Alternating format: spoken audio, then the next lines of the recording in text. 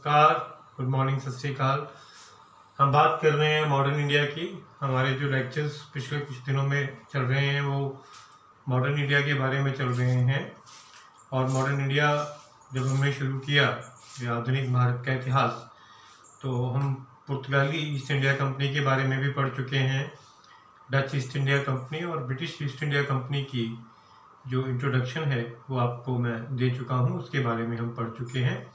आज हम बात करेंगे बैटल ऑफ प्लासी की। प्लासी का युद्ध जो बंगाल में हुआ, और प्लासी का युद्ध को एक टर्निंग पॉइंट माना जाता है भारत के इतिहास में। प्लासी का युद्ध और बक्सर का युद्ध, ये जो दो युद्ध हुए थे, इन्हें टर्निंग पॉइंट माना जाता है मॉडर्न इंडिया की हिस्ट्री में।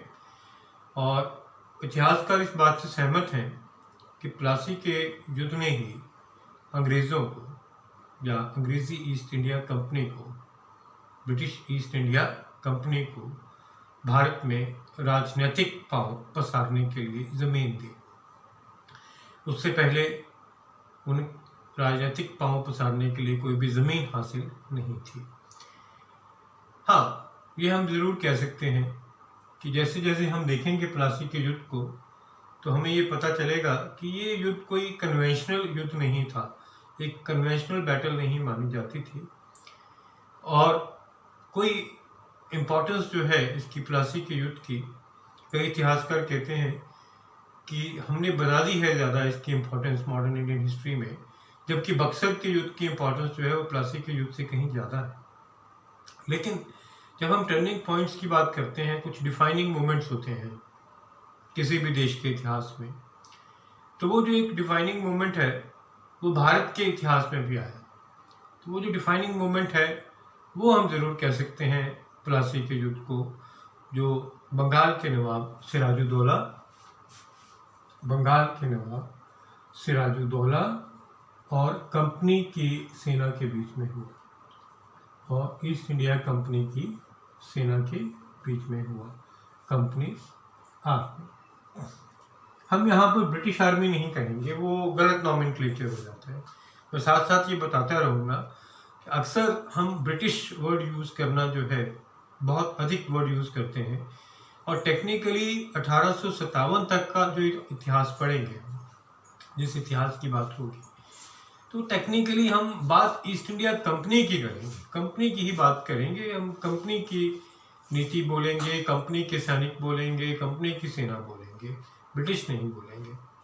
तो यहाँ पर जो ये युद्ध होता है वो सिराजुद्दौला और कंपनी की आर्मी के बीच में होता है। सिराजुद्दौला से पहले अलीवर्दी खान जो है वो बंगाल के नवाब थे, और ये वो बंगाल स्टेट है जो इंडिपेंडेंट हो जाती है, और जिसकी स्थापना कौन करता है? इसकी स्थापना जो है वो मुर्शिद कुली खान करते हैं। मुर्शिद कुली खान द्वारा बंगाल की स्थापना एक इंडिपेंडेंट पर्सनैलिटी के तौर पर की जाती है, और इसमें बिहार और उड़ीसा के एरियाज भी शामिल हैं। बंगाल, जब हम बंगाल की बात करते हैं, जब मैं शब्द बोलता हूँ बंगाल, तो उसमें उस टाइम बिहार और उड़ीसा की प्रिंसिपैलिटीज और जो आज मॉडर्न बांग्लादेश का एरिया है वो भी शामिल है। कोई छोटा सा बंगाल नहीं था उस टाइम, तो ये सारा एरिया शामिल था। इवन की जो नॉर्थ ईस्ट में असम वाला एरिया है वो भी बंगाल जो स्टेट है, बंगाल की रियासत है, उसमें वो शामिल है।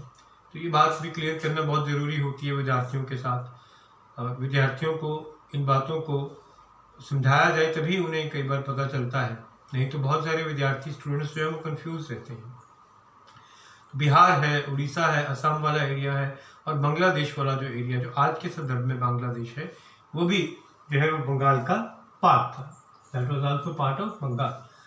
तो स्थापना मुर्शिद कुली खान ने की थी। फिर अलीवर्दी खान आते हैं। अलीवर्दी खान के ये ग्रैंडसन हैं सिराजुद्दौला। तो कंपनी के अलीवर्दी खान के साथ तो बड़े कॉर्डियल रिलेशंस थे, बहुत अच्छे रिलेशंस थे। अलीवर्दी खान के टाइम ईस्ट इंडिया कंपनी को कोई भी समस्या जो है वो नहीं आ रही, कोई भी प्रॉब्लम नहीं आ रही। लेकिन सिराजुद्दौला के टाइम ये संबंध जो है वो बिगड़ जाते हैं। कंपनी के साथ जो ये संबंध है वो बिगड़ जाते हैं और कहीं ना कहीं एक संघर्ष की राह जो है, एक कन्फ्लिक्ट का रास्ता जो है वो तैयार होने लगता है बंगाल में। अदरवाइज कोई ऐसी बात बाकी जगह पर नहीं आ रही थी। कंपनी को उनके कारखाने, उनके जो दफ्तर हैं वो कई जगह इस्टेब्लिश हो चुके थे, लेकिन बंगाल में ये समस्या जो है ये देखने को मिली। और कन्फ्लिक्ट ऑफ इंटरेस्ट जो पैदा होता है या शुरू होता है, उसके पीछे भी बेसिकली तो हम कह सकते हैं इकोनॉमिक रीज़न ही था। वो अलग बात है कि ये इकोनॉमिक रीज़न जो है आगे चलकर पॉलिटिकल एम्बिशन में बदल जाता है। ये जो इकोनॉमिक रीज़न है ये आगे चलकर राजनीतिक महत्वाकांक्षा में बदल जाता है, लेकिन पहले पहले हम इसे इकोनॉमिक रीज़न ही कह सकते हैं। और कुछ इंटरनल कॉन्स्पिरेसीज थी, साजिशें थी सिराजुद्दौला के दरबार में जो हो रही थी, और सिराजुद्दौला के अगेंस्ट थे कुछ लोग, उनकी कुछ इंटरनल प्रॉब्लम्स चल रही थी रियासत में।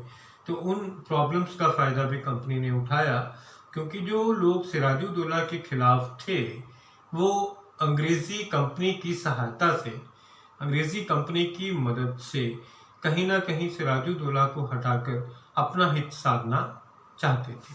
कुछ लोग थे जो यहाँ पर ये सब कर रहे थे। हम बात करेंगे उसमें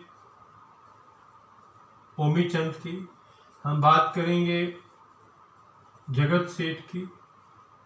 जगत सेठ है और ओमी चंद जो है ये बंगाल में मौजूद हैं। ये दोनों व्यक्ति बहुत पावरफुल थे, बहुत ही ताकतवर थे, और ये बंगाल में हैं उस टाइम।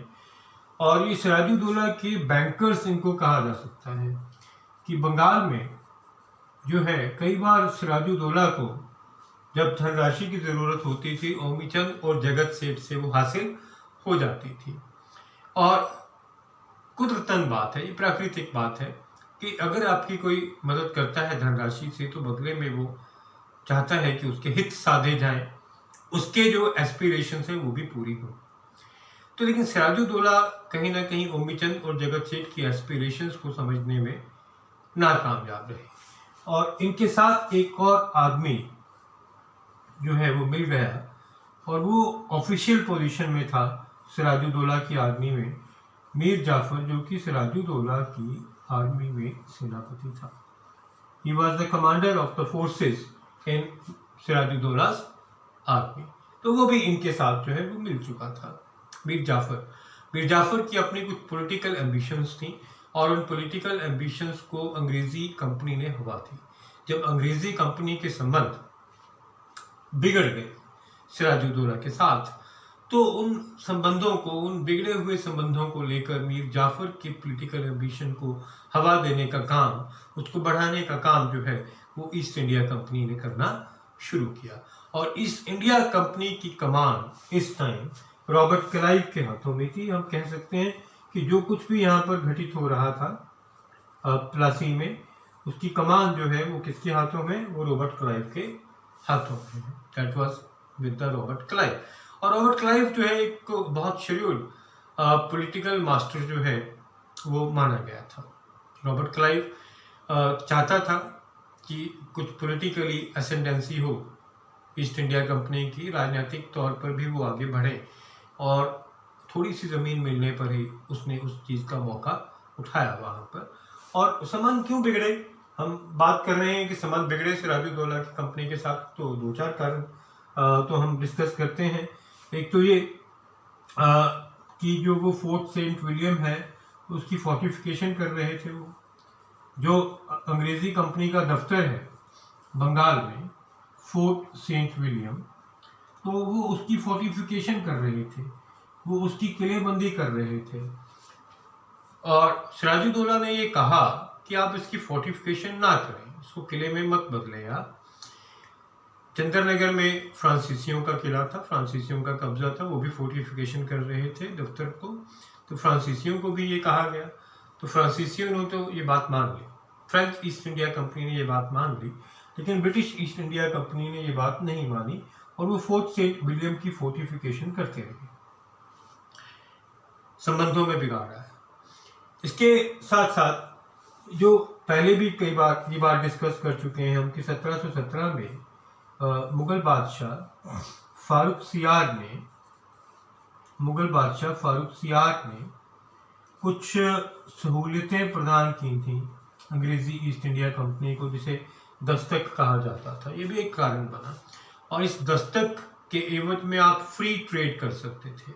आपको कोई कर नहीं देना, आपको किसी प्रकार का कोई टैक्स जो है वो नहीं देना। तो इससे घाटा हो रहा था, नवाब का जो रेवेन्यू है वो कम हो रहा था। नवाब सिराजुद्दौला ये चाहते थे कि दस्तक को ख़त्म किया जाए, तो इस बाबत उन्होंने अंग्रेजी कंपनी को कहा कि मैं दस्तक की सहूलियत वापस लेता हूँ, मैं यहाँ पर नहीं करने दूंगा, मैं यहाँ पर फ्री ट्रेड नहीं चलने दूंगा, इससे राजकोषीय घाटा हो रहा है, इससे हमें रेवेन्यू नहीं आ रहा। तो एक ये कारण भी बना। उसके अतिरिक्त जो है ये मीर जाफर है, उम्मी चंद है और जगत सेठ है, इनकी जो तिकड़ी है ये बार बार कान भर रहे थे, रॉबर्ट क्लाइव के बार बार कान भर रहे थे कंपनी के अधिकारियों के सिराजुद्दौला के खिलाफ। और इसी दौरान एक घटना घटती है जिसे ब्लैक होल ट्रेजेडी कहा जाता है। अब कुछ इतिहासकारों की नज़रों में ये ट्रेजेडी कभी हुई नहीं। कुछ इतिहासकार कहते हैं कि ये ट्रेजेडी कभी भी नहीं हुई। ये ट्रेजेडी हुई थी कोलकाता में। और ये ट्रेजेडी क्या थी? ये ट्रेजेडी ये थी कि एक छोटे से कमरे में, जिसमें वेंटिलेशन का कोई प्रावधान नहीं था, कोई खिड़की नहीं थी, हवा अंदर नहीं आ सकती थी, उसमें बहुत सारे अंग्रेज जो हैं वो बंद कर दिए जाते हैं। लगभग 236 के करीब जो अंग्रेज थे वो बंद कर दिए जाते थे, वहाँ पर बंद कर दिए गए। और इसमें लेडीज़ भी शामिल थी, बच्चे भी थे। और अगली सुबह सिर्फ 6 अंग्रेज जिंदा थे। इसे हम ब्लैक होल इवेंट या ब्लैक होल ट्रेजेडी के नाम से इतिहास में जानते हैं। लेकिन मैं अभी ये बात कर चुका हूँ कि कुछ राष्ट्रीय इतिहासकार कहते हैं कि ऐसी घटना कभी घटी नहीं, इसे सिर्फ बनाया गया है, इसे सिर्फ मैन्युफैक्चर किया गया है ताकि अंग्रेज़ी कंपनी को एक बहाना मिल सके अटैक करने के लिए सिराजुद्दौला के ऊपर। और ब्लैक होल ट्रेजेडी के बाद ही जो संबंध है वो बिल्कुल बिगड़ जाते हैं। और ये जो प्लासी का युद्ध होता है ये 1757 में 1757 में ये युद्ध होता है। The battle takes place in a very small place known as Plassey.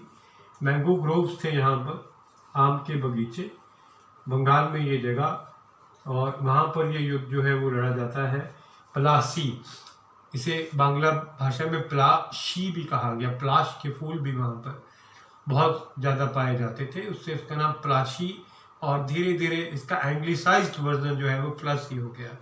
तो ये बैटल ऑफ प्लासी होती है 1757 में। और कुछ इतिहासकार ये मानकर चलते हैं कि हम चाहे इसे बैटल कह दें, लेकिन ये आधे दिन में ख़त्म हो गई। मात्र 3 या 4 घंटे चलने वाला जो युद्ध होता है वो कोई युद्ध नहीं होता, सिर्फ 3 घंटे तक ये युद्ध चलता है।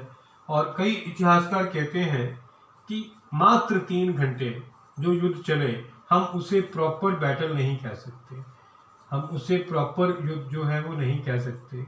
ये एक साजिश थी, ये एक कॉन्स्पिरेसी थी, और इस कॉन्स्पिरेसी झड़प में बदली, और झड़प जो है वो एक टेक्निकल युद्ध में बदल गया, हम कह सकते हैं।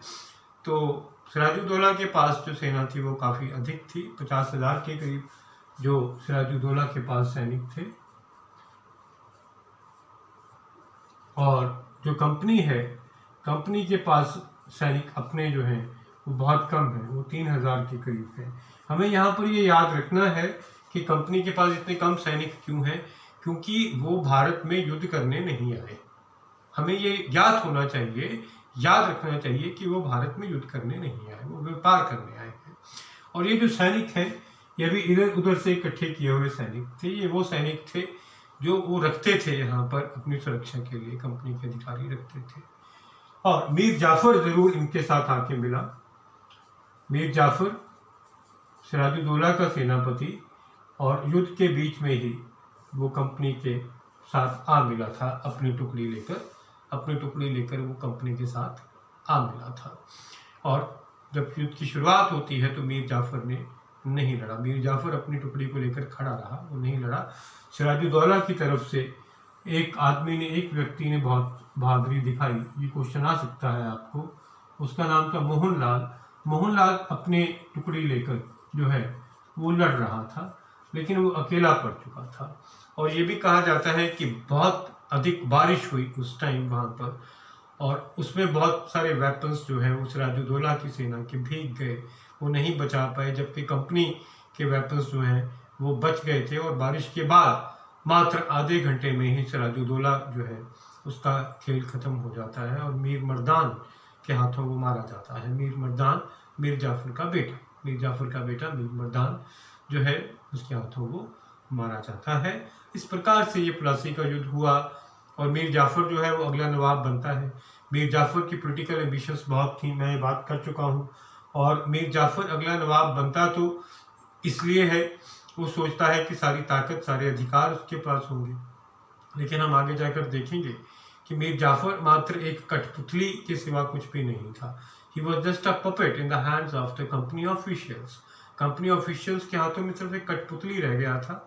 और इस बात ने कहीं ना कहीं खटास पैदा की मीर जाफर और कंपनी के संबंधों के बीच। वो खटास भी पैदा होती है और फिर बक्सर का युद्ध होता है, जो हम अगले लेक्चर्स में डिस्कस करेंगे। तो ये क्या नतीजे क्या निकले हैं, क्या इसके पहलू हैं, क्या रिजल्ट्स निकलते हैं, क्या इम्पोर्टेंस है। तो सबसे बड़ी इम्पोर्टेंस तो यही है कि एक एरिया जो है 24 परगना का वो मिल जाता है कंपनी को रेवेन्यू के लिए। 24 परगना का एरिया बंगाल में मिलता है, वहाँ से ये रेवेन्यू कलेक्ट कर सकते हैं। और चाहे टेक्निकली ये युद्ध बहुत छोटा सा था, लेकिन ये जाहिर हो गया कि अगर कंपनी चाहे तो आगे चलकर वो बहुत सारे युद्ध जीत सकती है और पॉलिटिकली अपने पांव पसार सकती है। और ऐसा हुआ भी। मॉडर्न वॉरफेयर क्या होती है, आधुनिक तरीके क्या हैं युद्ध के, किस प्रकार से एम्यूनिशन का यूज किया जाए, किस प्रकार से छोटी सी सेना को ऑर्गेनाइज किया जाए, ये सभी बातें इस युद्ध से पता चलती हैं। सभी बातें इस युद्ध से पता चली और इसी बात में इसकी इम्पोर्टेंस है, इसी बात में इसकी इम्पोर्टेंस है। यही एक सबसे इम्पोर्टेंट नतीजा है इसका। और रेवेन्यू के लिए चाहे मात्र एक छोटा सा एरिया मिला कंपनी को, ये क्वेश्चन भी बन जाता है, ये क्वेश्चन भी बन सकता है कि पहला एरिया की रेवेन्यू कलेक्शन कहाँ से की कंपनी ने, 24 परगना के एरिया से की। लेकिन प्लासी के युद्ध की इम्पोर्टेंस तो ज़रूर है, उसका महत्व ज़रूर है, वो चाहे कम है। बक्सर के युद्ध ने वो काम पूरा कर दिया था, हम आगे जाकर देखेंगे, जो प्लासी के युद्ध ने शुरू किया। लेकिन पॉलिटिकली, राजनीतिक तौर पर अंग्रेजों की एंट्री ईस्ट इंडिया कंपनी के रूप में किसने करवाई भारत में, किसने करवाई, प्लासी के युद्ध ने। ये याद रखना है हमें। उम्मीद करता हूँ कि आज का लेक्चर आपको पसंद आया होगा, ये टॉपिक समझ आ गया होगा। अगर आप लेक्चर्स पसंद कर पा रहे हैं, समझ पा रहे हैं, तो कृपया सब्सक्राइब करें channel history by Rakesh Baba. Thank you very much.